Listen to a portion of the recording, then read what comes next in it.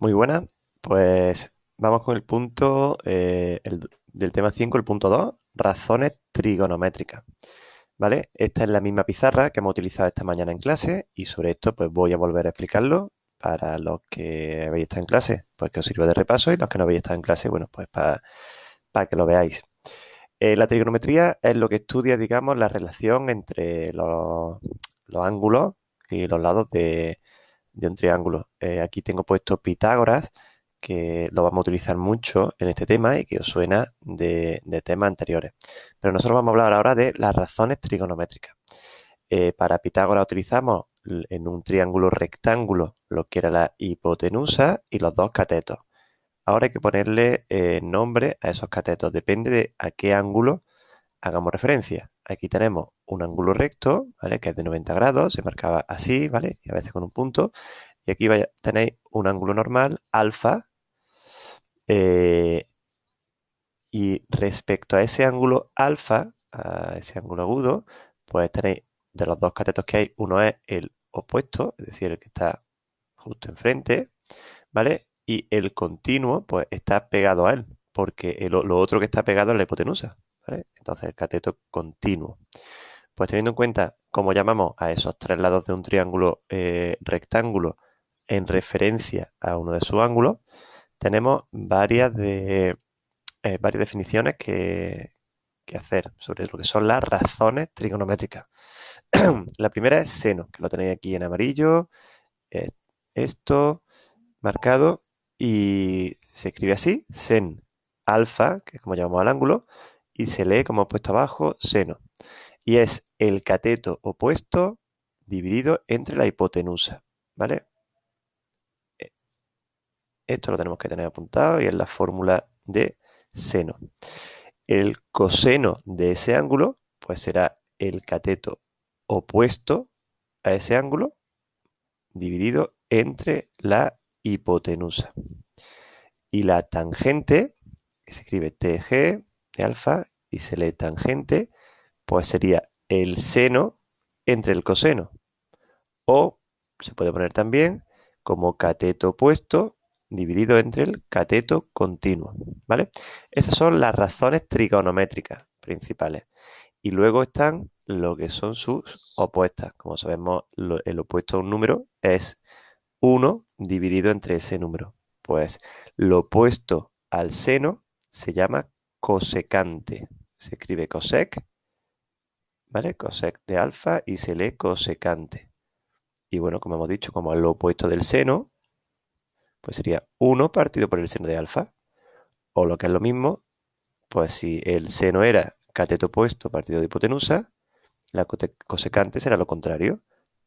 La hipotenusa dividido entre el cateto opuesto. Cuando hablamos de cateto opuesto, hipotenusa, nos referimos a la dimensión que tiene, lo que mide, la longitud. Seno de alfa, secante, o sea, perdón, coseno de alfa, la inversa, lo contrario, es la secante, sec de alfa. ¿Veis? Que tenemos aquí esta fórmula. Y lo mismo, 1 partido el coseno de alfa. O se puede poner también, según nos interese la fórmula, pues hipotenusa partido cateto contiguo. Y por último, lo opuesto a la tangente es la cotangente, cot-tg o cotangente si lo leemos, y podéis ponerlo de cualquiera de estas formas. 1 dividido la tangente,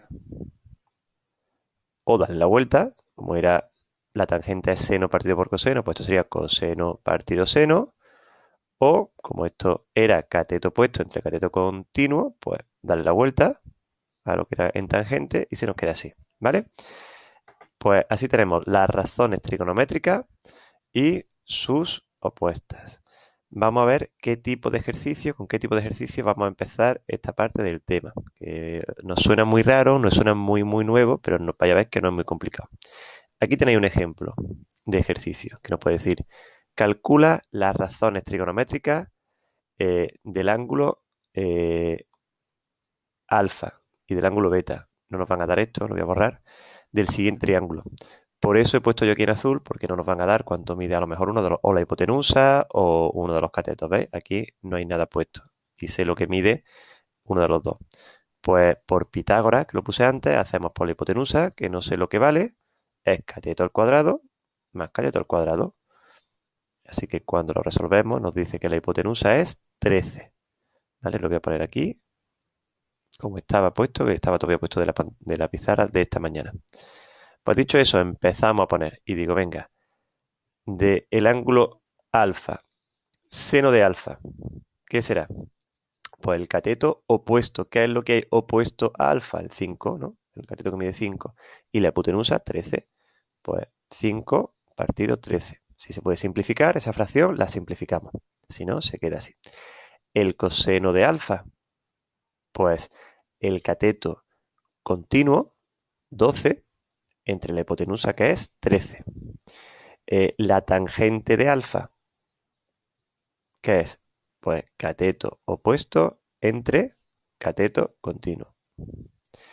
Y lo contrario al seno es la cosecante, pues directamente, si lo otro era 5 partido 13, pues esto será 13 partido 5.